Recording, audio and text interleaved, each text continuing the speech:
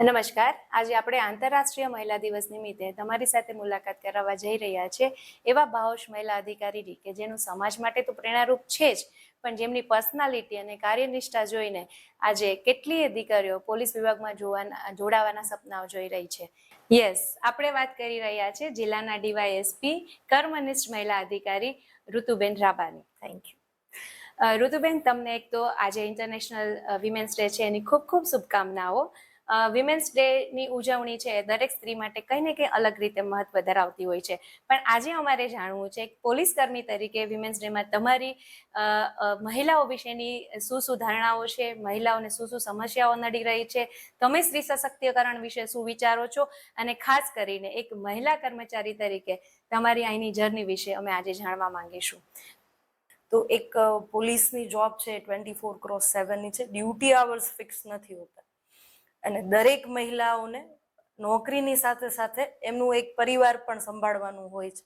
તો ક્યાંક ને ક્યાંક આજે પણ મહિલાઓને જેમનો 24/7ની ડ્યુટી છે એમાં ડિફિકલ્ટીઝ પોલીસ ડિપાર્ટમેન્ટમાં આવી શકે છે, કારણ કે કેવું ગમે ત્યારે રાત્રે કોલ આવી શકે, રાત્રે કોઈ ઇમરજન્સી ક્રિએટ થઈ હોય, તમારે ત્યાં પહોંચવું પડે એમ હોય. ઘણી મહિલાઓ એવી હોય ને સાવ નાના બાળકો હોય, આમ છતાં એને મૂકીને ત્યાં પહોંચવું પડે.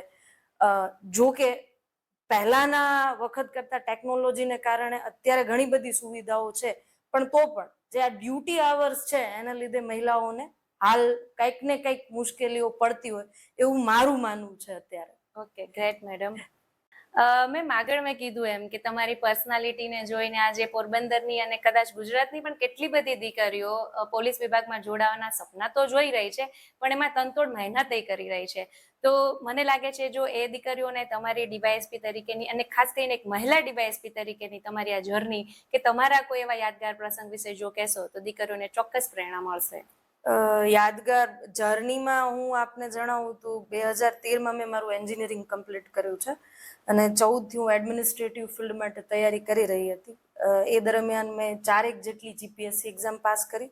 પહેલા ક્લાસ 3 ફિક્સમાં લીધી હતી, પછી ક્લાસ 3 ફૂલ, પછી ક્લાસ 2 અને પછી આ તમામ નોકરીઓની સાથે સાથે મેં તૈયારી કરી અને ડીવાયએસપીની એક્ઝામ 2018માં પાસ કરેલી હતી.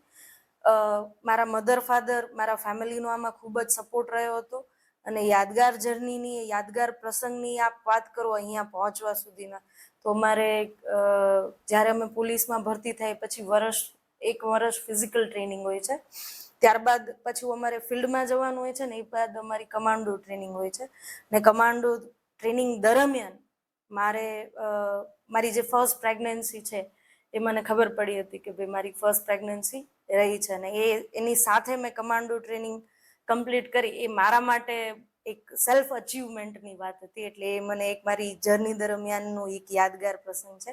બીજું પોલીસ તરીકેનો એક યાદગાર પ્રસંગ હું કહું તો અહીંયા પોરબંદરમાં જ આવ્યા પછી આઈ થિંક 2022-23ની સાલમાં બગવદરમાંથી એક 8-9 વર્ષના બાળકને કિડનેપ કરી અને બીજા જિલ્લામાં જંગલમાં લઈ જવામાં આવ્યા હતા અને એની બેન અને માતા પિતા સાથે અમે સતત રહી અને 8-9 વર્ષના બાળકને સવારના 8 વાગ્યાથી અમને રાત્રે 2:30 વાગે મળ્યો હતો. ત્યાં સુધીનું અમે જે બધા એ છે પોરબંદરની પૂરી ટીમ છે, માનનીય એસપી શ્રી છે, આઈજી સર છે, તમામ લોકો આમાં જોડાયેલા હતા.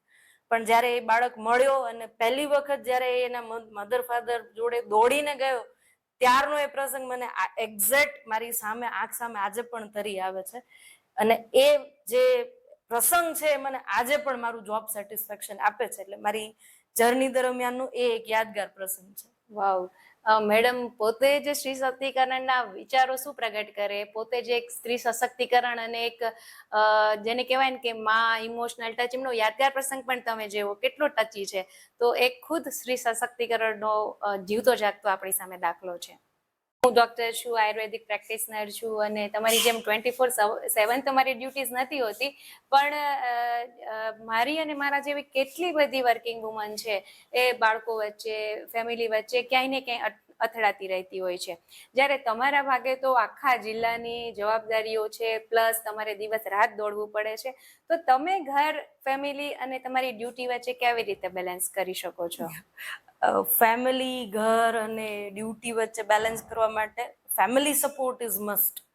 જો તમારું ફેમિલી તમને આ બાબતે સપોર્ટ ના કરતું હોય તો જે કાંઈ પણ કાર્ય હું કરી રહી છું કે જે કોઈ પણ કામ કોઈ પણ લેડી કરી રહી છે એના માટે આ ખૂબ જ અઘરું પડે. એટલે મારા માટે આઈ એમ લકી કે મારા મધર ઇન લો ખૂબ સપોર્ટિવ છે, મારા હસબન્ડ ખૂબ સપોર્ટિવ છે, મારા ખુદના મધર ફાધર બહુ સપોર્ટિવ છે, અને એક અમે ટીમની જેમ કામ કરીએ છીએ. મારી ડોટર છે ખુદ 5 વર્ષની છે, એટલે એને સ્કૂલે મૂકવામાં જો મને સમય ના હોય તો એમના ફાધર જતા રહે છે. એમનું આખા દિવસની કાર્યશૈલી મારા મધર ઇન લો સંભાળે.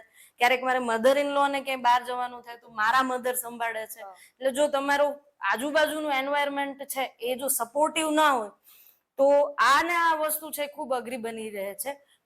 ઓકે મેડમ, બહુ સરસ તમારી વાતો સાંભળીને મજા આવી રહી છે. ત્યારે હવે એક પ્રોફેશનલ તરીકે હું તમને પૂછવા માંગુ છું, એક સ્ત્રી તરીકે પૂછવા માંગુ છું કે આપણા જિલ્લામાં મહિલા સુરક્ષા માટેની આપણી શું તૈયારીઓ છે અને તમે શું અપડેટ થઈ રહ્યા છો અથવા મહિલાઓને શું કહેવા માંગો છો સુરક્ષા બાબતે? ઓકે, સુરક્ષા બાબતે હાલ પોલીસમાં શી ટીમની સ્પેશિયલ રચના થઈ છે. દરેક પોલીસ સ્ટેશનમાં શી ટીમની અવેલેબિલિટી છે.